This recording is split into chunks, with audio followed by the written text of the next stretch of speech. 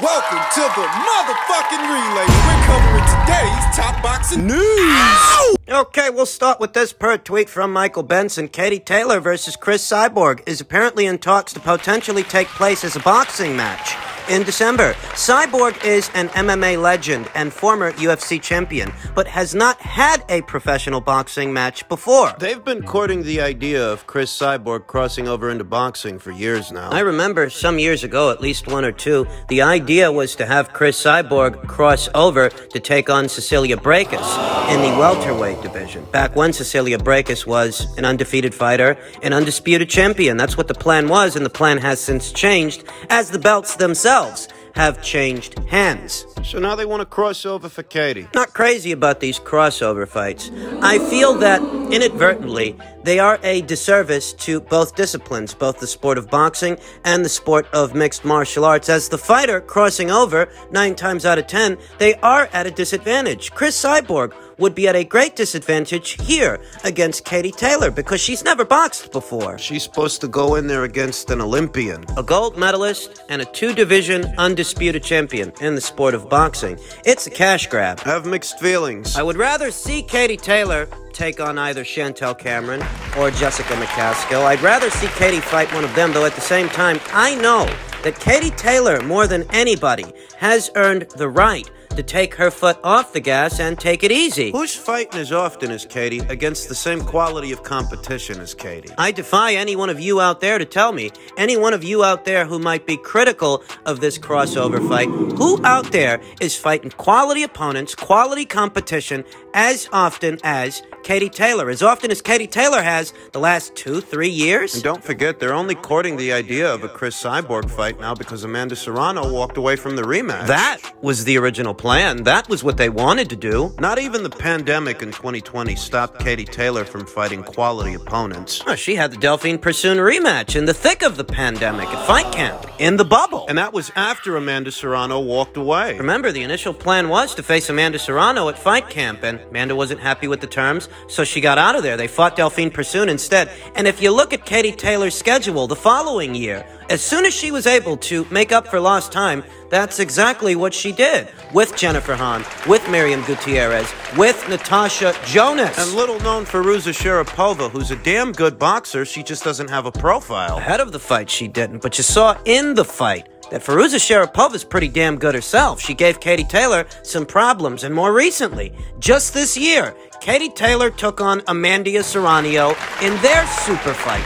So if anyone has earned the right to take their foot off the gas, it's a cash grab. I don't have any illusions about that. You're set to take on an aging MMA fighter who has no experience in a boxing ring, no experience under the hot lights in the squared circle. It's a cash grab. That's what it is, and I don't have any illusions about that. But Katie Taylor, unlike many of her contemporaries, she's earned the right. I think she has. I think she's earned the right to take her foot off the gas. Several of her victories have aged well. You know, Victoria Bustos, who she fought for the IBF title at 135 pounds, she moved on from that, rebounded off the loss, and became a champion upstairs at 140 pounds. Yeah, eventually she lost the title, but you know what I mean. Yeah. It's a victory that aged well. Victory that aged even better than that is her decision win over Jessica McCaskill, who went on to become a 2-division undisputed champion. That's a victory that aged well, as did the win over Natasha Jonas. After losing a decision to Katie, Natasha rebounded off the loss and proceeded to become a junior middleweight champion upstairs at junior middleweight, current reigning WBO champion. This is the testament to Katie Taylor's quality of competition. These are good fighters, very good fighters. Who's fighting good fighters as often as Katie is? Yeah, I think Katie Taylor has earned the right to take a break. I don't imagine that her contemporaries are going to be too happy about that, though at the same time, her contemporaries would take on a Chris Cyborg fight just as easily as Katie did. Just as easily as she's about to. Because it's worth a lot of fucking money, and they wouldn't turn down all that money for what could end up being a light day's work against a novice boxer. They wouldn't turn down that opportunity. Throwing stones in a glass house if you criticize her for that. I'll tell you what I think. What? As a boxing fan, I'd rather see Katie Taylor take on Chantel Cameron. I'd rather see Katie Taylor take on Jessica McCaskill than watch her take on a novice boxer, hell, an amateur with no experience in the squared circle. As a boxing fan, those are the fights that I'd rather see, though ultimately, I can't criticize Katie. No, I can't. If anybody earned the right to take it easy, it's Katie. All these other fighters that are around these weights, they need to fight each other. Thankfully, that's what they want to do. Jessica McCaskill wants a Chantel Cameron fight, and Chantel Cameron wants Jessica. It's a good fight. I guess we can expect to see Katie in the ring with Chris Cyborg late this year, in December. Super Bantamweight news. Reigning unified Super Bantamweight champion Stefan Fulton reacted to yesterday's contest between MJ Akhmadaliev, the champion, and Ronnie Rios, the challenger. And Stefan says, serious note, we need to be undisputed by end of the year. No kidding. Unifying all the belts is all the rage these days. Becoming your division's undisputed champion. It's a year mark. It's an accomplishment that a lot of professional guys are aspiring to and striving for at different weights. You know, now, yeah, you know it. Bantamweight, here at Super Bantamweight, Stefan Fulton. Devin Haney just became undisputed at lightweight. Sometime before that, we saw an undisputed champion crowned upstairs at super lightweight, at welterweight. There's supposed to be an undisputed welterweight title fight going down between Terrence Crawford and Errol Spence Jr., though it's only taken 4 to 5 years to put together. We still don't have an official fight date. Better still, upstairs at junior middleweight, we saw Jermel Charlo very recently become his division's undisputed champion. 2 divisions north of junior middleweight at super middleweight, Canelo Alvarez became that division's undisputed champion. It's all the rage in women's boxing, too. Katie Taylor became an undisputed champion. Clarissa Shields, Jessica McCaskill, more recently, Franchone Cruz up there at super middleweight. It's all the rage. It's now in style to establish yourself as the last man or woman standing at a given weight. And that's what Stefan Fulton seems to want. Though Jake Donovan, boxing scribe Jake Donovan, he said it best.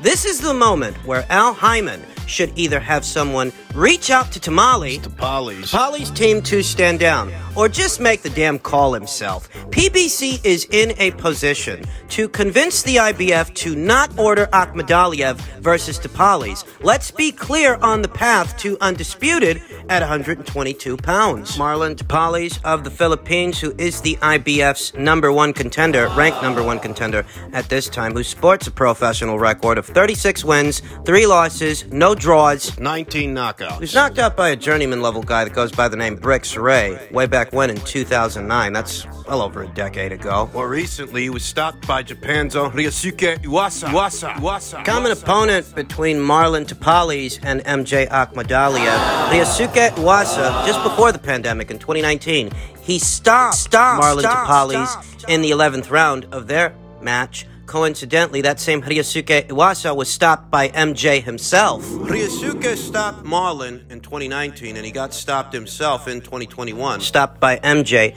and now it's Marlon that is in a pole position to challenge MJ as well, by way of the IBF. I don't know how close or how far we are from the IBF issuing out that order. But it's like Jake says, if Al Heyman wants, he can hit the gas on this fight now. Because it takes 2 teams to make a fight. It takes 2 teams, and it only takes 1 to fuck it up. If Stefan Fulton's interest in becoming this division's undisputed champion is a serious interest, what's Al Heyman doing about it? What's Eddie doing about it? They can put that fight together. Maybe they can convince Marlon to step aside. Both Stefan Fulton and MJ Akhmadaliev satisfied mandatory challengers in their last outings. Stefan Fulton satisfied his dual mandatory challenger in Daniel Roman the last time out just a few weeks ago, and more recently, this past weekend, MJ satisfied his mandatory by way of the WBA in Ronnie Rios. Now's the ideal time to do the fight. This isn't some super expensive fight either. These are super bantamweights. Hey, what are we going to do here? Are we going to try to do this fight, or do we have to suffer through back and forth barbs by way of social media? You're going to do this fight,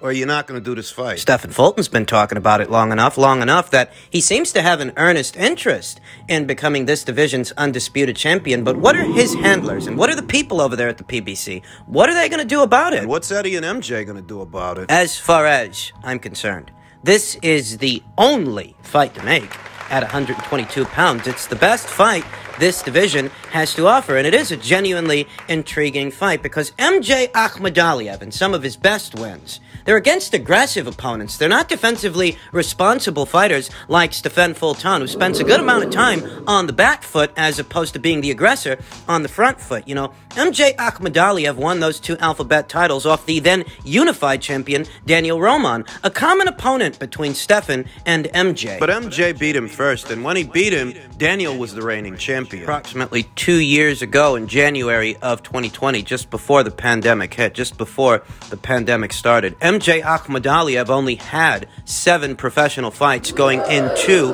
that fight with unified champion Daniel Roman. Stefan Fulton didn't fight Daniel till 2 years later. Stefan Fulton sports professional record of 21 wins, no losses, and no draws with 8 knockouts to MJ Akhmadaliev, who sports professional record of 11 wins with no losses and no draws, 8 knockouts. Same number of knockouts in far less fights. I think it's safe to say that MJ Akhmadaliev gets the edge in power. He does appear to be the bigger puncher, even if he's not really the bigger guy. They're fighting the same caliber of opponents, same quality of competition. This past weekend's fight with MJ and Ronnie Rios left me feeling so inclined to reevaluate my stance on a potential Akhmadaliev versus Fulton fight. I was giving Stefan Fulton the edge to win that thing if those 2 guys ever fought. The fight seems closer to me now. The answer is not quite clear. It's murky. But that's what makes the fight such a good fight, that it's not a foregone conclusion who wins. 2 unbeaten guys in their prime, 2 unbeaten unified champions. MJ gets the edge in power. In terms of hand speed and foot speed, seems to be about the same, though one of these fighters is a lot more defensively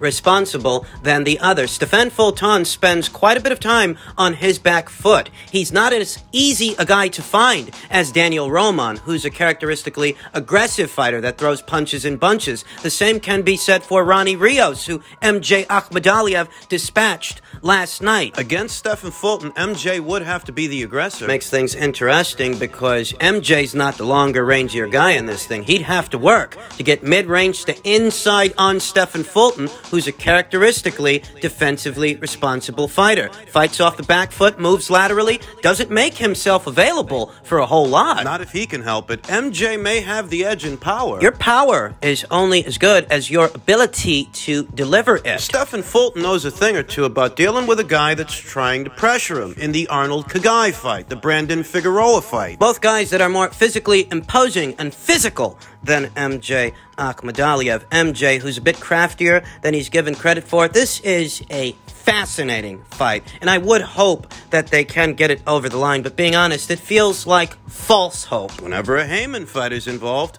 that's what ends up happening. Nothing. Eddie, I had a question for you. Was this the fight you advised Saul Alvarez to take in the wake of the Bivol fight? Yeah, was it your preference to do this? It's always Saul, I think, you know, Saul's a winner. And when I saw him on the golf course straight after the Bivol fight, all he wanted to do was rematch Bivol, but also he'd signed a contract to fight Gennady Golovkin. It's the biggest fight in boxing.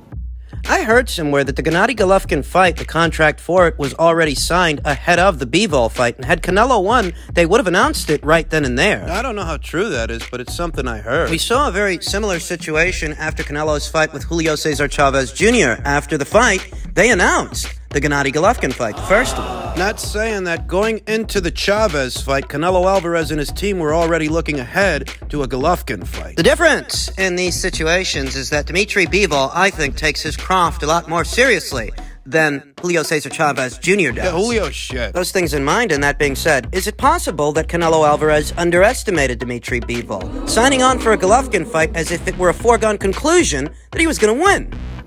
He's back down at his natural weight class, and I think he felt that he can also rematch Bivol after, but I don't think he'll be happy until he rematches Bivol. But I think this is the fight to make. I think this is the time to make this fight, because I don't think there's any other time to make this trilogy other than now. I myself never got the sense that Canelo Alvarez wanted a third fight with Gennady Golovkin. I never got the sense that it was something that he was pursuing. I always got the sense that it's something the powers that be were pestering him with. But Matchroom wanted to deliver that fight to DAZN, and before Matchroom did it, Golden Boy Promotions wanted to. Because it's something that DAZN wanted more than Canelo wanted it. That's how it looks from where I'm sitting. It's been 4 years since they last met. It was 2018. How much of an appetite do you think there is from the American public in general for the third fight? A huge appetite, because one, we see the TV rights fee, two, we'll see the gate The funny thing about this fight is that the American public, believe it or not, still has an appetite for this fight, though they're nowhere near as excited as they used to be about it. It's kind of like McDonald's, to where it's not great, but you'll eat it. Quick bite, if you're around. You know that maybe it's not exactly what you wanted, but it'll do. Makes it interesting is that it's still bigger than everything else anyone else is doing. Though not according to former boxing insider Raging Babe, who says she disagrees. The Triple G fight has lost the fans' interest a long time ago, even in comparison to the second fight, which didn't do great. Add in the promotion being on DAZN, I just don't see it doing as well. Spence Crawford on Fox is way bigger. The second fight didn't do well. It sold over 1 million pay-per-view buys. It's either Raging Babe is being disingenuous or she's misinformed. Granted that the second Golovkin fight didn't do as good as the first. It still sold over 1 million pay-per-view buys, and that's a hell of a lot more than anybody's selling around here now. Well, the third fight do over 1 million pay-per-view buys. Well, that's ambitious. I'm not sure about that, but I do think it will do better commercially than Crawford versus Spence. I don't know why so many people are lying to themselves about this. Crawford versus Spence isn't the bigger fight. Maybe it's the better fight, But not the bigger fight. Today, you're talking about two icons of the sport. You're not talking about a sport.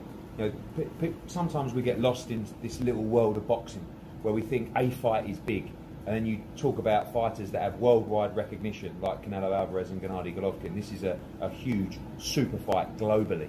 No, at the risk of agreeing with too much of what Eddie Hearn is saying, he's right. It's the funniest thing. Former world champion Ishii Smith very recently stated via his inside sources, which I think are credible sources, that Crawford versus Spence was set to land on a September date. But because Canelo versus Golovkin 3 was announced first, it created a problem. Thus, they had to move off of that September date they were eyeing. Coincidentally, Ishii Smith views the Crawford versus Spence fight as the bigger fight. But my question to Ishii is, if Crawford versus Spence were in fact the bigger fight, why did they move off of that September date? is it because they didn't want to have to go head-to-head with Canelo Alvarez, who's sold far more pay-per-views than both Errol Spence Jr. or Terence Crawford combined?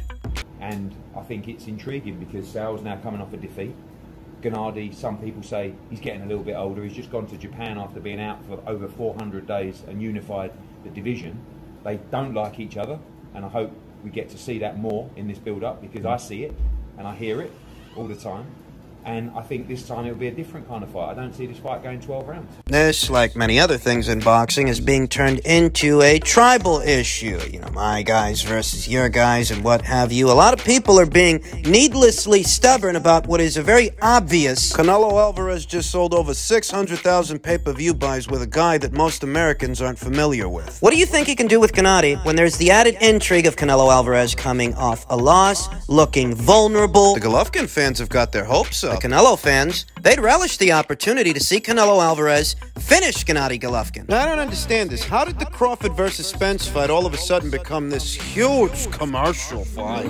How did we get there when, at the beginning of this year, Tim Smith, the VP of Communications at the PBC, started off by saying that he feels that the fans aren't going to buy that fight. He feels that the fans are going to steal it. He says the welterweight clash hasn't been made based on economics. Now all of a sudden it's the biggest fight in boxing. Now all of a sudden these guys are going to outsell Canelo Alvarez. What changed between January and now? What happened? Turn this into a pissing contest and it's going to end up getting on their pants. That's what happened.